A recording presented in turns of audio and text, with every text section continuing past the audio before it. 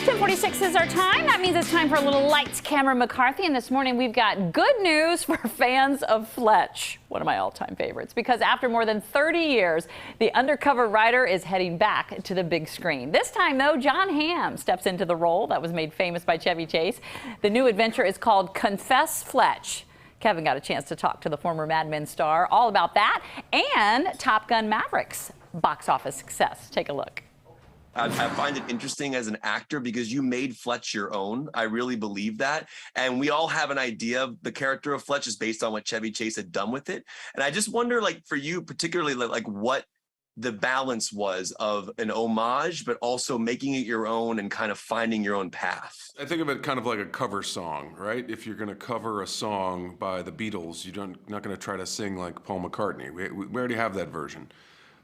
So the challenge, and it was an exciting one to get to do with this guy who I love working with, was to really come up with our own version of this particular song. And you know, what we did was go back to the books. And in the books, you know, the books don't rely as much on the kind of 80s slapstick wigs and teeth and funny voices thing that Chevy did that we all love. And so we just decided, okay, let's try it a different way. Jon, back to you on that one question. So obviously you've played iconic characters, and I know everyone asks you about Mad Men, but could you see another actor trying Don Draper? Sure. I mean, I think I certainly, I've aged out of playing him, I'm pretty sure. But you know, I've been asked the question about, you know, will there be a movie of Mad Men or a continuation of Mad Men or chapter 2 of Mad Men in some way? And I don't think that the story is there. The good part of what we were able to do was go back to the original source material, and there's 10 more novels that we can go back to that Gregory MacDonald wrote over the course of a decade and a half. Yeah, and Jon had read the books when he was younger. He was already a fan of the books, and I hadn't read them, but the minute he brought this project to me, I read a bunch of them, and I loved them. Jon, talking to you now after what we saw this summer with the box office is amazing, and you're getting a theatrical release for your film as well, and the theaters are back. It makes me so happy.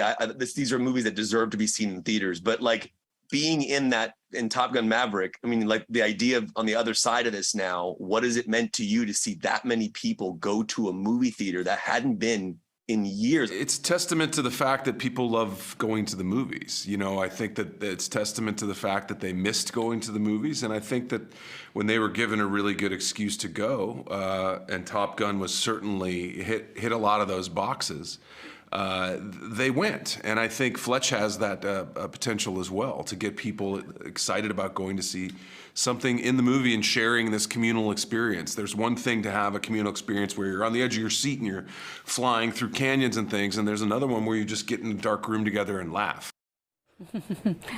Never have truer words been spoken. And just a reminder, Confess Fletch hits theaters this Friday.